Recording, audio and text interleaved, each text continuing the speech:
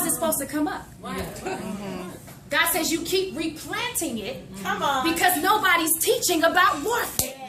We're so busy guilt-tripping saints for what they have been through, but we're not stopping and saying, well, wait a minute, let's look at the generational curse. Right. Come on now. Jesus. Promiscuity didn't just find me. Right.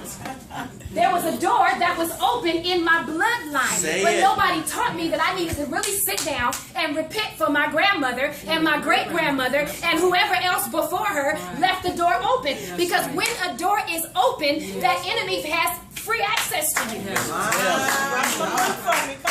I need you to catch this. Woo. The enemy has an ongoing pass card to who you are until you revoke his access. He has legal right to torment you, to frustrate you, to break your heart, to throw you into all kinds of seasons. And God is saying, I never intended for you to go through that. But you're going through it because nobody's teaching you how to get with it. What good is a shut-in if I don't teach you how to come out fighting? Come on. We don't understand that we've got to fight for these things in the spirit. I know you've been molested. I know you've been raped. I know you've got some abandonment issues. But this is warfare. And when you are in the middle of warfare, you cannot just serve God on top of your stuff. Because when you're worshiping on top of your stuff, all you're doing is growing up, and the problem is growing up with you. You ever see people who elevate with issues? You wonder how in the world. Can I just be real? How in the world did you become a bishop? Please. I mean, can we just be honest? Who voted you in? Right? Who ordained you?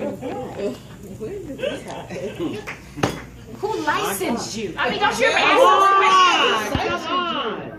Like, what were they thinking? Was there no process? Right? Yeah. Well, God showed me this image of what's happening. It isn't that they're not anointed, right? It's not that they're not chosen. It's not that there's no purpose for them. The problem with when we try to worship on top of our stuff, we preach partially instead of fully. So if I say something partially, you think I'm anointed. You catch that? If I say something partially, hear me. God can deliver you from molestation. That's a partial anointing. The real anointing is when I say God delivered me from molestation. Come on.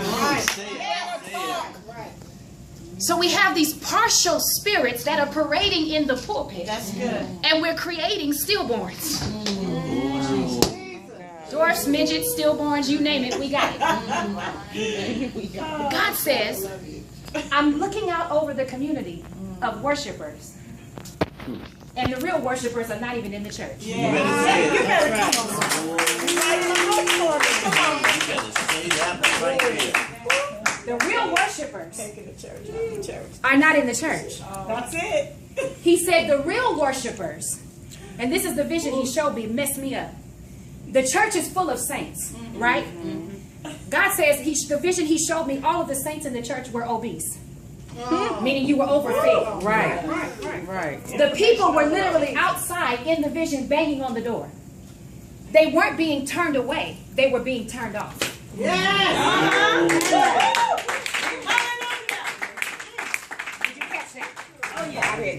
They weren't being turned away. They were being turned off.